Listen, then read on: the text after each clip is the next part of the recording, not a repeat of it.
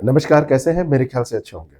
उत्तर प्रदेश का 2026-27 का बजट प्रस्तुत किया जा चुका है और इस बजट को हम प्रीलिम्स और मेंस दोनों दृष्टियों से क्या इम्पोर्टेंट चीज़ें हैं, निकाल कर देखने वाले हैं। और इस बजट को आपको इस तरीके से देखना चाहिए कि आपके केवल प्रश्न ही ना सॉल्व हो, आपको उत्तर प्रदेश की जो इकोनॉमी है, उसके बारे में भी एक समझ आपकी विकसित हो जाए, आप उसके बारे में भी जान जाए। तो चलिए शुरू करते हैं और इसके महत्वपूर्ण तथ्यों को देखते हैं, आंकड़ों को देखते हैं और इसमें क्या-क्या घोषणाएँ हुई हैं, उनको भी देखने का प्रयास करते हैं। ये जो बजट है, ये $1 ट्रिलियन अर्थव्यवस्था की ओर उत्तर प्रदेश को ले जाने का प्रयास है। इसमें जो भी आंकड़े हमने यूज किए हैं, वो बजट के ही आंकड़े हैं। उसमें जो कहा गया है, उन्हीं आंकड़ों के आधार पर हम समझेंगे। बजट के आकार की बात की जाए तो यहाँ पर ध्यान दीजिएगा, 9,12,696.35 करोड़ रुपए ये कुल व्यय रहा है और पिछले वर्ष की तुलना में 12.9% ये अधिक रहा है।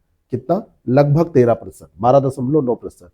राजकोषीय घाटा 2.98% ये जीएसडीपी का रहा है। राजकोषीय घाटा रहा है 1,18,480 करोड़ रुपए। मोस्ट इंपॉर्टेंट ये फैक्ट है। और पूंजीगत परिव्यय जो रहा है ये 19.5% रहा है। अगर हम बात करें जीएसडीपी में कितनी वृद्धि हुई है तो 13.4% वृद्धि का ये अनुमान है कि 24-25 में हुई है। 6 करोड़ लोग बहुआयामी गरीबी से बाहर हुए हैं और वर्तमान में जो बेरोजगारी दर है वो 2.24% दर्ज की गई है। एसडीजी इंडिया इंडेक्स रैंकिंग में उत्तर प्रदेश का जो स्थान है वो 18वां स्थान है। 18वां स्थान, इसमें काफी सुधार हुआ है। और एक्सपोर्ट प्रिपेयर्डनेस इंडेक्स में देखा जाए तो ये लैंड लॉक कैटेगरी में इसका प्रथम स्थान है। जो लैंड लॉक जितने भी हमारे यहाँ के स्टेट हैं उनमें उत्तर प्रदेश का प्रथम स्थान है। 2025-26 तक प्रति व्यक्ति आय की जो बात की गई है वो 1.2 लाख रुपए प्रति व्यक्ति ये आय की बात की गई है इस बजट में। ये भविष्य का लक्ष्य है। कृषि आधुनिकीकरण पे अगर हम बात करें तो यूपी एग्रीज ये वर्ल्ड बैंक के द्वारा वित्त पोषित है। इसमें लक्ष्य रखा गया है कि उत्तर प्रदेश को एग्री एक्सपोर्ट हब बनाएंगे। उत्तर प्रदेश को क्या बनाएंगे? एग्री एक्सपोर्ट हब बनाएंगे। मत्स्य पालन एक्वाकल्चर में 155 करोड़ रुपए और बीज स्वावलंबन नीति 2014 जो सीड पार्क बनाए जाने हैं उसमें 251 करोड़ रुपए इसमें बजट में रखे गए हैं। यानी कि निर्यात पे फोकस किया जा रहा है। पारंपरिक खेती से कृषि व्यवसाय एग्री बिजनेस की ओर ये बदलाव हो रहा है और ये किसानों के लिए, उत्तर प्रदेश की अर्थव्यवस्था के लिए बड़ी अच्छी बात है। युवा शक्ति और रोजगार की अगर हम बात करें तो स्वामी विवेकानंद युवा सशक्तिकरण के अंतर्गत 2,374 करोड़ रुपए का प्रावधान किया गया है। मुख्यमंत्री युवा उद्यमी विकास अभियान के तहत ब्याज मुक्त ऋण के लिए 1,000 करोड़ रुपए और इसका लक्ष्य है कि 1 लाख सूक्ष्म उद्यम प्रति वर्ष विकसित किए जाएं। टेक्सटाइल सेक्टर में रोजगार के लिए 30,000 नौकरियों की बात की गई है कि 26-27 में 30,000 नौकरियां सृजित की जाएंगी। भारत के कुल मोबाइल उत्पादन में जो यूपी का योगदान है वो 65% है। मोस्ट इंपॉर्टेंट फैक्ट है, 65% उत्तर प्रदेश में ये होता है। आपको पता है कि यहाँ पे जो हम बात कर रहे हैं वो नोएडा की बात कर रहे हैं, गाजियाबाद की बात कर रहे हैं, उधर ये मैन्युफैक्चरिंग यूनिट्स लगी हुई हैं। पूरे भारत में 65% का योगदान है। नए विश्वविद्यालय और स्थान की बात करें तो एक विश्वविद्यालय माँ पाटेश्वरी विश्वविद्यालय ये बलरामपुर में बनाया गया है, 50 करोड़ रुपए इसके लिए आवंटित किए गए हैं। गुरु जम्भेश्वर विश्वविद्यालय मुरादाबाद में बनाया गया है, 50 करोड़ रुपए इसके लिए आवंटित किए गए हैं। माँ विंध्यवासिनी विश्वविद्यालय मिर्जापुर में, इसके लिए भी 50 करोड़। स्वामी सुखदेवानंद विश्वविद्यालय ये शाहजहांपुर में और इसके लिए भी 21 करोड़ रुपए। काशी नरेश विश्वविद्यालय भदोही में, इसके लिए भी 21 करोड़ रुपए। यहाँ पर आपको मैच करने के लिए जो सवाल दिए जाएंगे तो स्थान के साथ इनको याद रखिएगा। स्थान बहुत ज़्यादा इंपॉर्टेंट है। माँ पाटेश्वरी कहाँ है, माँ विंध्यवासिनी कहाँ है, गुरु जम्भेश्वर विश्वविद्यालय कहाँ है, इस तरीके से इसको तैयार रखिएगा। इंफ्रास्ट्रक्चर और उद्योग की बात करें तो जेवर एयरपोर्ट पर 5 रनवे बनाने की बात की गई है, 750 करोड़ रुपये इसके लिए आवंटित है।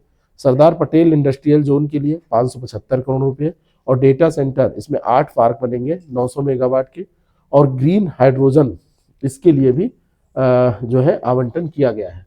सौर ऊर्जा नीति के अंतर्गत बात की गई है कि 22,000 मेगावाट अगले 5 वर्षों में हमको ऊर्जा हासिल करनी है सौर ऊर्जा से ये ऊर्जा लक्ष्य इसमें निर्धारित किया गया है। धरोहर और विशिष्ट स्थल की बात करें तो नाइट सफारी पार्क ये कुकरैल लखनऊ में बनेगा, 207 करोड़ रुपए इसमें।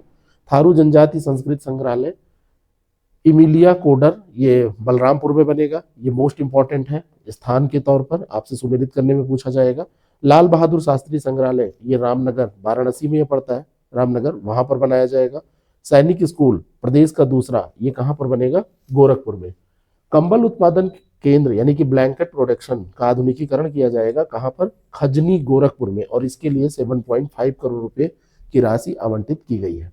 धार्मिक पर्यटन और संस्कृति की बात करें तो पर्यटक संख्या जनवरी से जून 2025 देखी जाए तो 122 करोड़ रही है, और इसमें सबसे ज्यादा जो पर्यटक आए हैं वो अयोध्या आए हैं, और अयोध्या, मथुरा, नैमिषारण और वेद विज्ञान केंद्र की बात की जाए तो इनमें सबसे ज्यादा अयोध्या आए हैं। और इसमें देखिए ये थीम विकास निधि एक रखी गई है जिसमें अयोध्या को 150 करोड़ रुपए, मथुरा को 130 करोड़ रुपए और नैमिषारण और विंध्यवासिनी देवी को 100 करोड़ रुपए सबको देने की बात की गई है। और एक वेद विज्ञान केंद्र बनाया जाएगा कहां पर, वाराणसी में। ये मोस्ट इंपॉर्टेंट ये क्वेश्चन है। धार्मिक सर्किट का इंटीग्रेटेड विकास करने की बात हो रही है, एकीकृत विकास करने की बात इसके अंतर्गत की गई है। तो अयोध्या में बहुत ज्यादा पर्यटक आ रहे हैं। वैसे सबसे ज्यादा वैसे देखा जाए तो आगरा में पर्यटक सबसे ज्यादा आते हैं, लेकिन इधर अयोध्या में संख्या बहुत ज्यादा बढ़ी है। और यहाँ पर जो बात हो रही थी वो धार्मिक पर्यटन की बात हो रही थी। महिला कल्याण की बात करें, नारी शक्ति की, तो मुख्यमंत्री सामूहिक विवाह योजना के अंतर्गत जो राशि है उसको बढ़ाकर 1 लाख रुपये कर दी गई है। पहले ये 51,000 हुआ करती थी। रानी लक्ष्मीबाई स्कूटी योजना के लिए 400 करोड़ रुपए आवंटित किए गए हैं, और निराश्रित महिला पेंशन के लिए 3500 करोड़ रुपए। और ये सारी चीजें डीबीटी के माध्यम से की जाती हैं, जिससे कि लोगों तक लाभ सीधे पहुंचे। नई पहल और विविध अन्य चीजों की बात करें तो छात्र मानसिक स्वास्थ्य नीति हायर एजुकेशन में, इसके लिए 14.5 करोड़ रुपए, एक जनपद एक व्यंजन, 1 डिस्ट्रिक्ट 1 डेलीकेसी, तो ये 75 करोड़ रुपए इसके लिए आवंटित किए गए हैं। फैमिली आईडी 4 करोड़ परिवार इसके अंतर्गत पंजीकृत किए गए हैं, और डिजिटल लाइब्रेरी पंचायत स्तर पर बनाई जाएगी, इसके लिए 454 करोड़ रुपए का धन आवंटित किया गया है। और स्थानीय व्यंजनों लोकल क्विजाइन को वैश्विक पहचान देने के लिए ये जो ओडी ये योजना है, 1 डिस्ट्रिक्ट 1 डेलीकेसी, तो ये स्टार्ट की गई है। यानी कि लोकल जो क्विजाइन है, स्थानीय जो व्यंजन है, उनको क्या किया जाएगा, वैश्विक पहचान दिलाई जाएगी। तो अभी देखें आप तो जो $1 ट्रिलियन इकोनॉमी का गोल रखा गया है, इसमें कृषि और इंफ्रास्ट्रक्चर ये ग्रोथ इंजन इसको माना गया है। युवा और नारी शक्ति ये ह्यूमन कैपिटल है, और सांस्कृतिक पुनरुत्थान ये टूरिज्म इकोनॉमी इसी पे निर्भर है। सर्वसमावेशी और आत्मनिर्भर उत्तर प्रदेश ये थीम रखी गई है कि $1 ट्रिलियन की जो इकोनॉमी होगी वो इस तरीके से हम प्राप्त करेंगे। अब जो आंकड़े हैं उन आंकड़ों में देखें, आंकड़े कैसे कैसे आपसे पूछे जाएंगे। जैसे मैंने आपसे बताया कि कुल बजट आकार 9,12,696.65 करोड़ रहा। इसमें नई परियोजनाओं के लिए 43,565 करोड़ रुपए का आवंटन किया गया। पूंजीगत परिव्यय 19.5% रहा। राजकोषीय घाटा ये 2.98% रहा है जीएसडीपी का, 1,18,480.59 करोड़, और कुल प्राप्तियां 8,48,233.18 करोड़ रही हैं। यहाँ पर आप ये याद रखेंगे, बजट सबसे ज्यादा रहेगा, कुल प्राप्तियां फिर रहेंगी। और इसमें देखिए नई परियोजनाओं के लिए लाख में नहीं हजार में ही है, और राजकोषीय घाटा 1,18,480 जीएसडीपी का 2.98% है।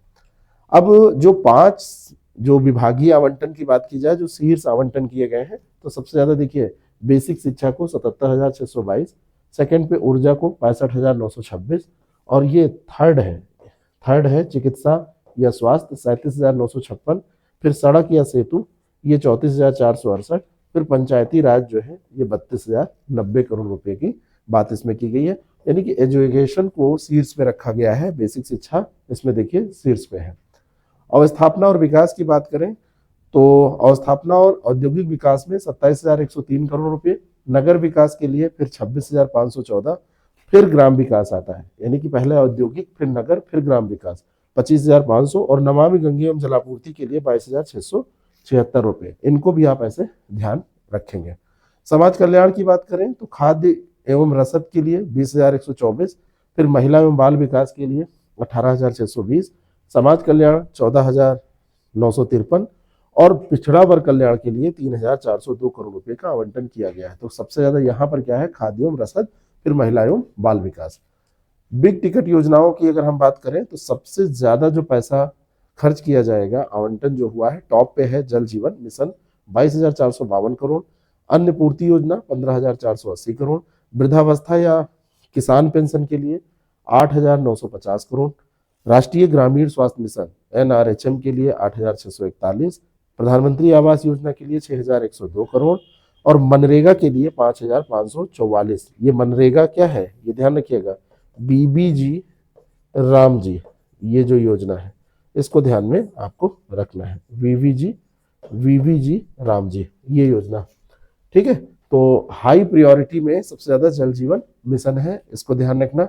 उसके बाद में फिर अन्न पूर्ति योजना, फिर वृद्धावस्था या किसान पेंशन है।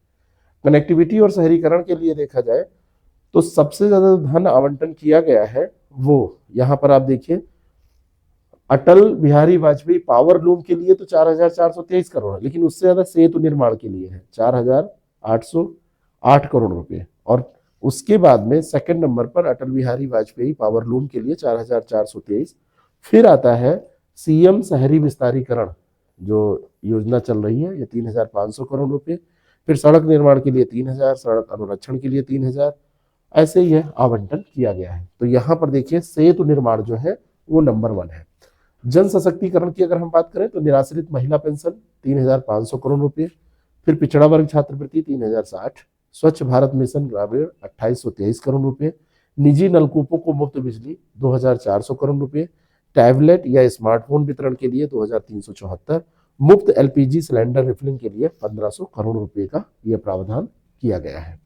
स्वास्थ्य और सुरक्षा में सबसे ज्यादा जो पैसा है, देखिए आयुष्मान भारत में और छुट्टा गोवंश रखरखाव दोनों में आप देखेंगे, स्वास्थ्य और सुरक्षा की बात कर रहे हैं तो 2,000 करोड़ रुपए, 14 नए मेडिकल कॉलेज के लिए 1,023 करोड़ रुपए। सिक्योरिटी में आप देखेंगे तो पुलिस अनावासीय भवन के लिए 1,374, फिर पुलिस आवासीय भवन के लिए 1,243, यानी कि जो ये ऑफिसेज वैसी बिल्डिंग होती है उसके लिए ज्यादा है, आवास के लिए कम है। न्यायालय परिसर के लिए 1,000 करोड़ रुपए आवंटित किए गए हैं। तो आयुष्मान फिर छुट्टा गोवंश ये दोनों बराबर हैं, फिर 14 नए मेडिकल कॉलेज आते हैं और सिक्योरिटी में पुलिस अनावासीय भवन के लिए सबसे ज्यादा पैसा है। उद्योग और निवेश की बात करें तो यहाँ पर देखिए सबसे ज्यादा औद्योगिक क्षेत्र विस्तारीकरण के लिए 5,000, फिर औद्योगिक पार्क के लिए 1,000, युवा उद्यमियों के लिए ब्याज मुक्त ऋण देने के लिए 1,000 करोड़, FDI प्रोत्साहन नीति के लिए 1,000 और कौशल विकास मिशन के लिए 1,000 करोड़ रुपए का प्रावधान किया गया है। तो सबसे ज्यादा औद्योगिक क्षेत्र विस्तारीकरण के लिए। लघु योजनाओं में देखें तो सबसे ज्यादा पैसा देखिए यहाँ पर जेवर एयरपोर्ट पे 750 करोड़ और सामूहिक विवाह इसके लिए 750 करोड़ रुपए, डिजिटल लाइब्रेरी के लिए 454 और रानी लक्ष्मीबाई स्कूटी और कन्या सुमंगला दोनों के लिए ये इंपॉर्टेंट है, 400 करोड़ रुपए का आवंटन किया गया है। और प्रोजेक्ट प्रवीण ये चलाया जाएगा, 500 करोड़ रुपए का आवंटन इसके अंतर्गत किया गया है। नवाचार और नई पहलों में अगर हम यहाँ पे बात करें तो सबसे ज्यादा जो आवंटन किया गया है वो नेचुरल फार्मिंग के लिए 298, फिर UPAI मिशन के लिए 225 करोड़ रुपए, फिर आपका एकीकृत एक्वा पार्क के लिए 190 करोड़ रुपए, फिर आप आएंगे तो सिटी इकोनॉमिक रीजन के लिए 100 करोड़ रुपए और एक जनपद एक व्यंजन OD की जो बात हो रही है तो उसके लिए यानी कि 1 डिस्ट्रिक्ट 1 डेलीगेसी, तो ये जो है ये 75 करोड़ रुपए इसका रखा गया है। संस्कृति और शिक्षा संस्थान के बारे में बात करें तो मैंने आपको बताया कि बलरामपुर में माँ पाटेश्वरी, मुरादाबाद में गुरु जम्भेश्वर, मैप में देख लीजिए, और मिर्जापुर में माँ विंध्यवासिनी विश्वविद्यालय ये बनाया जाएगा। विंध्य धाम कॉरिडोर के विकास के लिए 200 करोड़ रुपए और संग्रहालय में थारू संग्रहालय बलरामपुर, लाल बहादुर शास्त्री जो संग्रहालय वो वाराणसी में निर्मित किया जाएगा। विकास दर जो रही है ये 13.4%, बेरोजगारी 2.24% और मोबाइल उत्पादन में ये 65% का योगदान। पौधरोपण का जो लक्ष्य है 35 करोड़ मोस्ट इंपॉर्टेंट है और सौर ऊर्जा लक्ष्य 22,000 मेगावाट का है।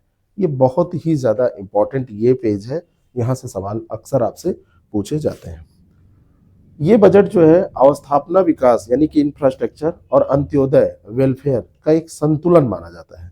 माना जा रहा है कि ये संतुलन स्थापित कर रहा है दोनों चीजों में, एक तरफ वेलफेयर की भी बात कर रहा है और दूसरी तरफ इंफ्रास्ट्रक्चर डेवलपमेंट की भी बात कर रहा है। तो अब इस पर एमसीक्यू एक हम करेंगे जिसको आप बाद में देखेंगे, और इसको आप अच्छे से तैयार कर लीजिए, एक दो बार वीडियो देख लीजिए। अगर नए हैं तो चैनल को सब्सक्राइब कर लीजिए। फिर मिलते हैं किसी अगली क्लास में। Thank you so much.